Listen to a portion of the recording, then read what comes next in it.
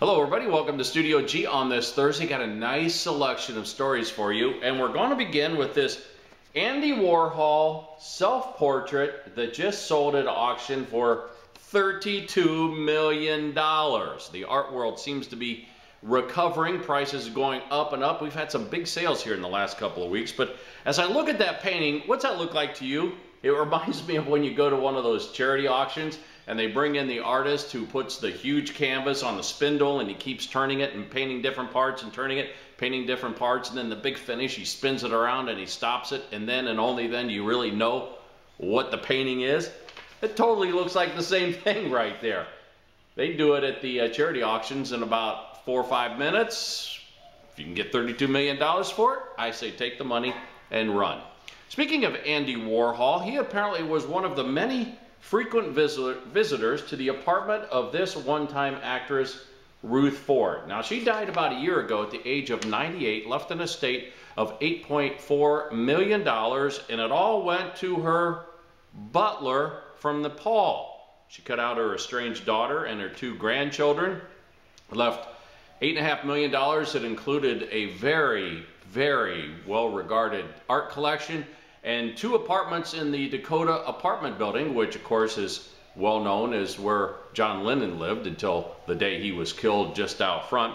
Anyway, the Nepalese butler houseman has his own family and a home in Queens, and that's a good thing because apparently the people at the Dakotas already said he is not qualified to live there. He goes, all right, no problem, I'd rather be in my own house in Queens, and so he's going to put those apartments up for sale. He also has a rather hefty inheritance tax to pay as well. Could aliens have hijacked the Voyager 1 spacecraft?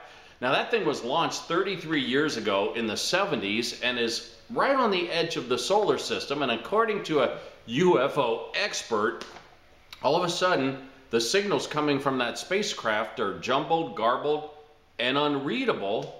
His theory is they've been taken over, or it has been taken over by space aliens. They've reprogrammed it and now sending their own messages back to Earth.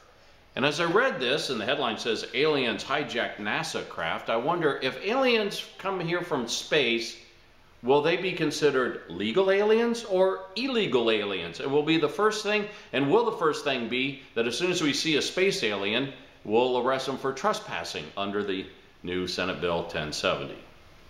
Just a thought for you people. All right, you know, the Chinese have started to make some pretty good inroads into space, and there's an article in the Telegraph today about this Chinese astronaut who thinks people should know what goes on in space. He goes, we live pretty much a normal life. His name is Yang Liwei. He's 44, and he says that while a lot of people think they have exotic food in space, they actually have a pretty normal diet that includes braised chicken, steamed fish, and dog meat. Dog meat? Dog meat. All right, nice delicacy, and he says it makes him stronger. Finally this morning, check out this guy. He's a British postal worker who has been busted for stashing 76,000 undelivered letters in his apartment. He's also been accused of burning thousands of letters and packages just to make room for more undelivered mail, and he's even had to move out of his apartment. He ran out of space to live in because of all that undelivered mail, and so he's had to move into the apartment with his mom. Well, he's been caught, he's been charged, he's been convicted, and now a judge is saying, my friend, when you come back here for sentencing, expect jail time. Which leads me to believe that when he does show up for prison, what are the other inmates going to say to this British postal worker who stashed 76,000 letters in his apartment so he didn't have to deliver them? They will say, hello, Newman. All right, a little Seinfeld humor for you there this morning. Anyway, there is your news from Studio G on this Thursday. Hope you have a great day, and we'll be back for TGIF.